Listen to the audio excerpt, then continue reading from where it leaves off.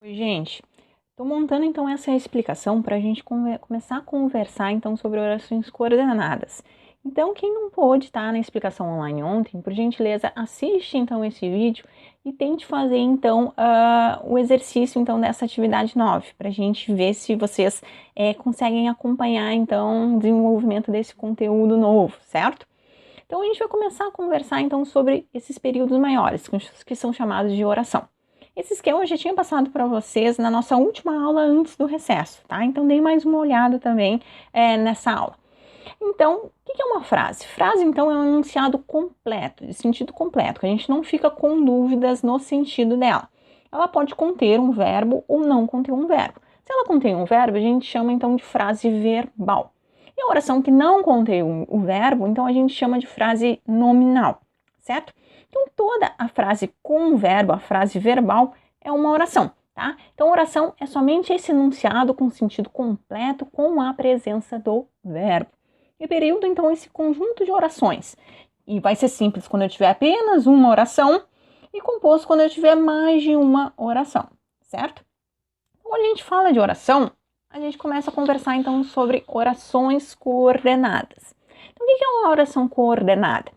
É uma oração que está se relacionando a outra oração para fazer, então, um enunciado maior. No exemplo que vocês têm na atividade 9 da tirinha do Armandinho, então a gente tem aquele enunciado ali, né? Pode parecer pouco, mas de tijolinho em tijolinho podemos construir os maiores muros.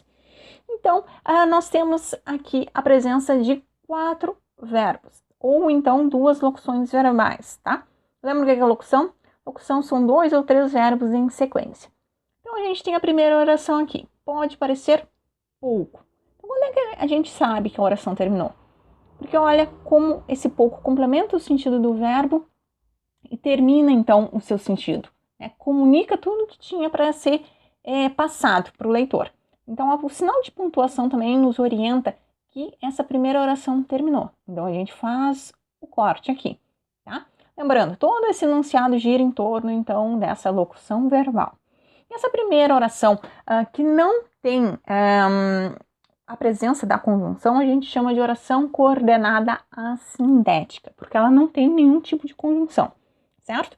E aí nós viemos para a segunda oração. Mas de tijolinho em tijolinho podemos construir os maiores muros. Então a gente tem aqui a presença desse mas, eu já coloquei lá no exemplo para vocês, é uma conjunção e ajuda então a estabelecer um sentido com essa primeira oração e fazer a ligação entre as duas, tá?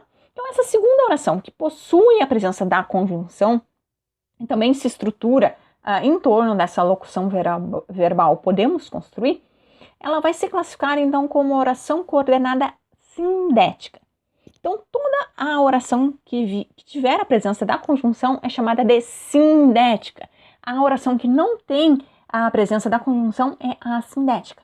E de acordo então com o tipo de conjunção, a gente coloca mais uma classificação para essa oração coordenada sindética.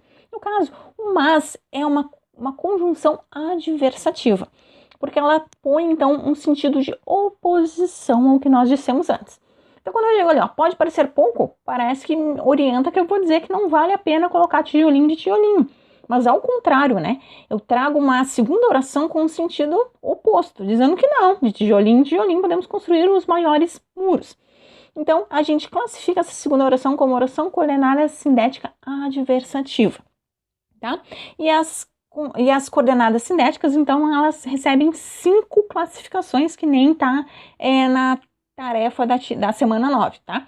Então, elas podem ser ou adversativas, ou aditivas, ou explicativas, ou alternativas, ou então conclusivas, tá? Então, de acordo com a presença da conjunção e o sentido que ela põe na ligação com a primeira oração, a gente faz essa classificação. Então, no exercício que eu coloquei da atividade 9 para vocês, da semana 9, é isso que eu quero que vocês façam, que vocês consigam separar as duas orações, ou se houver mais orações, né, separá-las e fazer a classificação correta. Então, lembrando, a oração que não possui a presença da conjunção é a oração coordenada assindética. E a oração que possui a presença da conjunção é classificar, então, a oração coordenada sindética e, de acordo, então, com essa conjunção, recebe mais uma classificação, certo? Espero que tenha ajudado. Qualquer dúvida, estou à disposição. Beijos!